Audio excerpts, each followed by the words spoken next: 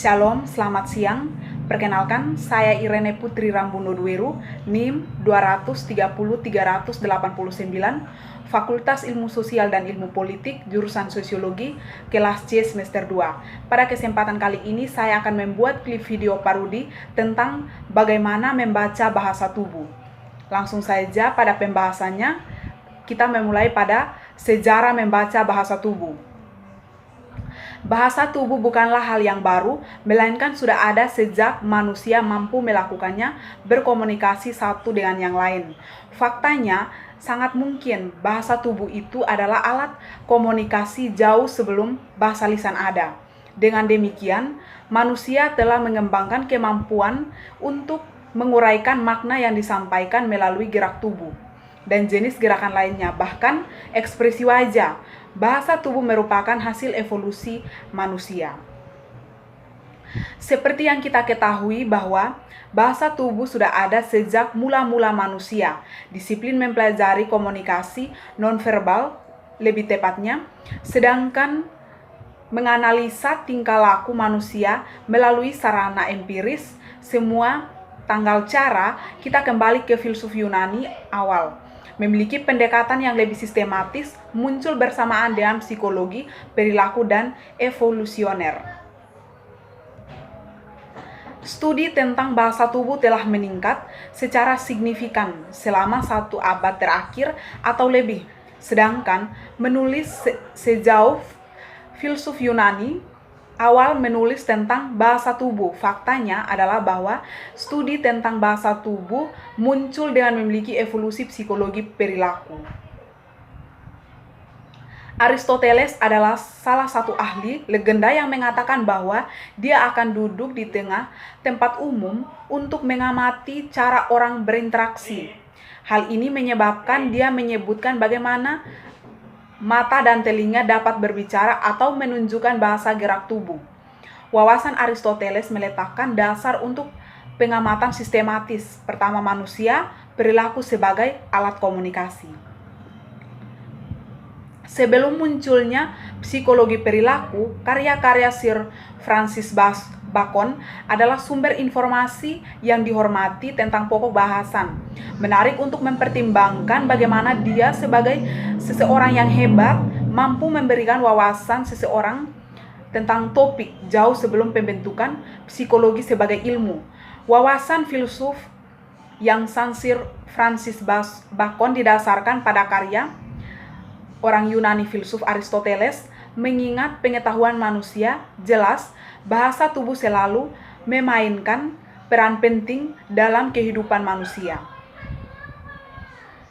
Karena itu, Baconlah yang pertama kali mulai mengartikulasikan asumsi umum tentang komunikasi nonverbal. Komunikasi atau komunikasi yang tidak menggunakan kata-kata mengekspresikan bahasa tubuh atau mengekspresikan bahasa tubuh saja.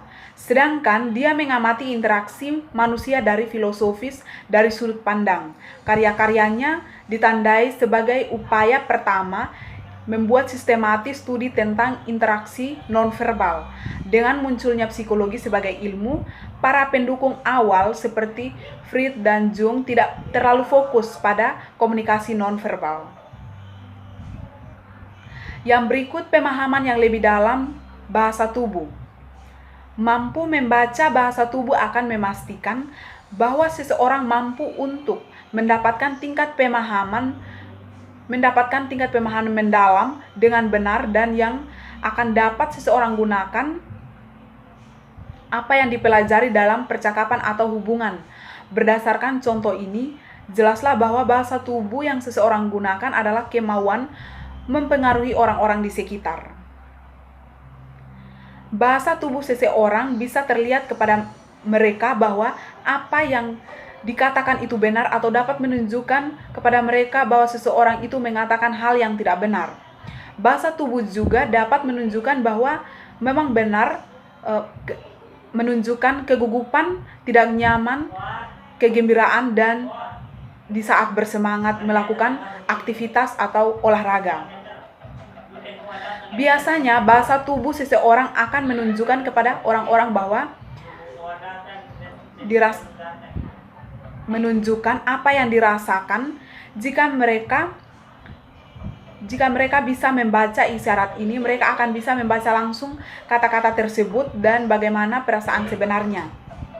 Membaca bahasa tubuh orang-orang tidak hanya membantu di sekitar, tetapi juga penting untuk bisa membaca bahasa tubuh diri sendiri.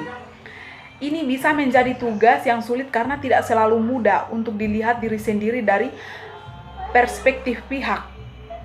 Untuk bisa membaca bahasa tubuh sendiri, harus sangat waspada tubuh dan caranya bergerak.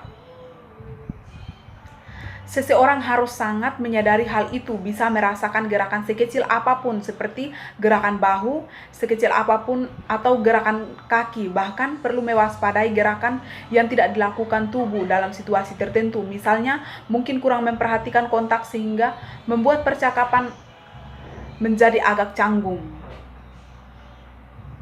Menyadari bahasa tubuh sendiri bisa jadi sulit, tetapi itu adalah suatu hal yang sulit, keterampilan yang sangat penting untuk diperoleh. Memahami bahasa tubuh seseorang akan bisa berbaris kata-kata dengan tindakan dan gerakan. Mungkin alasan paling umum orang tertarik membaca orang lain melalui komunikasi nonverbal mereka untuk menentukan kapan seseorang itu mengatakan hal yang benar dan yang tidak benar. Yang disebut pendeteksi kebohongan manusia bukanlah individu berbakat yang memiliki kemampuan bawaan. Meskipun mereka adalah orang-orang yang pintar, mereka sangat sederhana menguasai membaca orang. Misalnya, mereka sangat akrab dengan kontak mata dan gerakan mata. Salah satu tanda orang berbohong adalah kurangnya kontak mata, namun masih bisa menangkap kebohongan bahkan ketika seseorang mengutarakan pendapatnya dari tidak melihat. Yang berikut, bahasa tubuh efek positif. Bahasa tubuh seseorang dapat memiliki efek yang sangat positif pada orang-orang yang sedang berbicara. Jika seseorang menyentuh orang tersebut dengan tersenyum, tertawa, dan melihat mereka lebih dari biasanya, seseorang mungkin memberi mereka dorongan harga diri yang mungkin mereka cari. Tentu saja, sentuhan adalah sesuatu yang dibutuhkan. Berhati-hatilah karena sentuhan yang tidak diinginkan dapat menyeramkan dengan sangat cepat. Bisa dikatakan ekspresi wajah atau gerakan terbuka seperti mengulurkan tangan saat berbicara bisa sangat membantu yang lain merasa jauh lebih nyaman berada di dekat seseorang. Jenis perilaku ini akan memberi isyarat kepada seseorang bahwa menerima dan ingin melibatkan mereka dengan caranya. Satu aspek penting lainnya yang perlu dipertimbangkan disebut mirroring. Saat seseorang bertindak dengan cara yang sama seperti lawan bicara, seseorang tampak selaras dengan mereka. Apa yang dilakukannya adalah menciptakan pola yang dirasakan rekan nyaman, seolah-olah seseorang mendapatkannya di tingkat bawah sadar. Yang berikut, bahasa tubuh dapat menyebabkan efek negatif. Banyak jenis bahasa tubuh yang mudah dipahami oleh orang-orang di sekitar dengan cara tersenyum pada mereka dan berdiri dekat mereka. Mereka mungkin akan merasakan bahwa kita senang menghabiskan waktu bersama mereka dan menyukai siapa mereka sebagai pribadi. Jika kita mengabaikan orang tersebut dan berbicara dengan mereka tanpa melihat mereka, mereka akan merasakan hal yang negatif. Jika bahasa tubuh seseorang tidak cocok atau jika sangat tidak konsisten, seseorang mungkin membingungkan orang-orang di sekitarnya. Beberapa pembicara yang lancar memiliki dialog yang benar, tetapi mereka tidak mempertahankannya. Kontak visual yang sehat, mereka tidak menjaga postur tubuh yang sehat, dan bahkan melakukannya sentuhan yang menyeramkan dan mengerikan. Yang berikut, bahasa tubuh dapat menampakkan percaya diri. Bahasa tubuh, ekspresi wajah, dan gerakan tubuh secara umum bisa mematikan giveaway untuk kepercayaan kekurangannya. Saat seseorang yakin tingkah laku akan mengirimkan pesan, misalnya individu yang percaya diri memiliki bahu persegi dan melihat lurus ke depan, sementara bahu bisa berkulai hanya menjadi postur tubuh yang buruk. Faktanya adalah bahwa postur seseorang akan terlihat jauh dari yang dipikirkan. Agar bahasa tubuh menggambarkan rasa percaya diri seseorang, harus tajam sadari cara bergerak dan berperilaku. Seseorang harus kuat gerakan bahasa, seseorang harus kuat dalam gerakan bahasa tubuh, dan gabungkan ke dalam hari-hari seseorang bisa jadi sulit untuk mengubah sesuatu yang hampir tidak terlihat.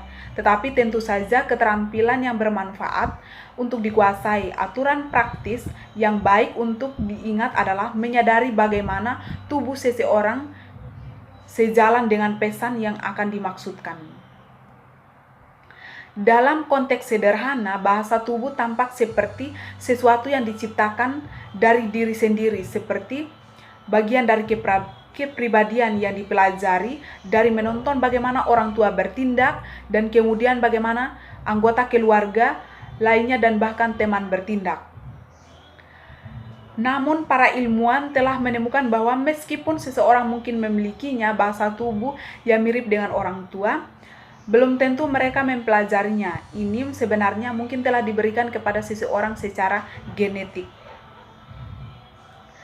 Seorang ahli, Paul Ekman, dalam bukunya pada tahun 2003, Emotions Relieving, membahas bagaimana bahasa tubuh dianggap sebagai sifat evolusioner. Asumsi ini hasilnya pengamatan tentang bagaimana simpanse cenderung menggerakkan kepalanya dari satu sisi ke sisi lain untuk memperingatkan simpanse lain ketika mereka akan melakukan sesuatu yang mereka lakukan seharusnya tidak dilakukan. Isyarat ini adalah sesuatu yang bisa dilakukan manusia untuk menunjukkan reaksi negatif terhadap suatu tindakan. Dengan demikian, diyakini bahwa perilaku ini dapat terjadi bersifat genetik dan diturunkan melalui evolusi. Contoh sebelumnya mengilustrasikan bagaimana memori genetik meninggalkan kepastian perilaku yang tertanam dalam DNA manusia. Akibatnya, beberapa perilaku menjadi naluriah, bukan belajar sebagai produk dari lingkungan seseorang. Tersenyum adalah salah satu bentuk bahasa tubuh yang tampaknya tidak dipelajari. Faktanya, ini adalah salah satu dari sedikit gerakan universal di dunia. Kemanapun seseorang pergi, tersenyum akan memiliki efek yang sama terlepas dari siapa yang dihadapi. Bahkan bayi kecil pun tersenyum saat mereka bahagia. Tersenyum jelas merupakan salah satu bentuk bahasa tubuh dan berbicara di berbagai tingkatan dalam berbagai situasi yang berada sepanjang hidup. Namun, itu tidak pernah diajarkan kepada siapapun di antara semua orang. Sederhana terlahir refleks menyerengai merasakan kebahagiaan. Salah satu cara yang menarik para ilmuwan saat ini adalah melihat apakah bentuk-bentuk tertentu bahasa tubuh secara genetik atau dipelajari dengan mengamati bahasa tubuh orang buta seumur hidup. Orang buta tidak pernah melihat orang lain tersenyum dan karena itu tidak bisa mempelajari orang-orang di sekitar mereka. Namun, tentu saja orang-orang yang tidak bisa melihat setiap hari.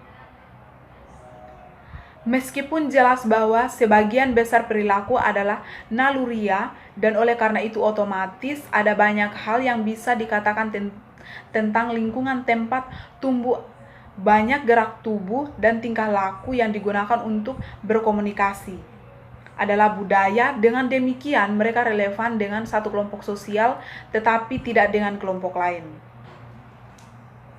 Misalnya, dua jari yang dianggap pada tanda V dapat diartikan sebagai kemenangan oleh satu kelompok sosial tetapi juga dapat terbukti menyinggung kelompok lain yang tidak terbiasa menggunakan simbol itu. Contoh jelas menyoroti fakta bahwa tingkah laku tertentu bukanlah produk evolusi, melainkan dikembangkan dari waktu ke waktu oleh sosial tertentu. Dengan demikian, tingkah laku menebus cara dengan mengekspresikan diri mereka sendiri, bahkan jika perilaku tersebut memiliki arti yang berlawanan secara dimetris lain. Demikian penjelasan saya, terima kasih.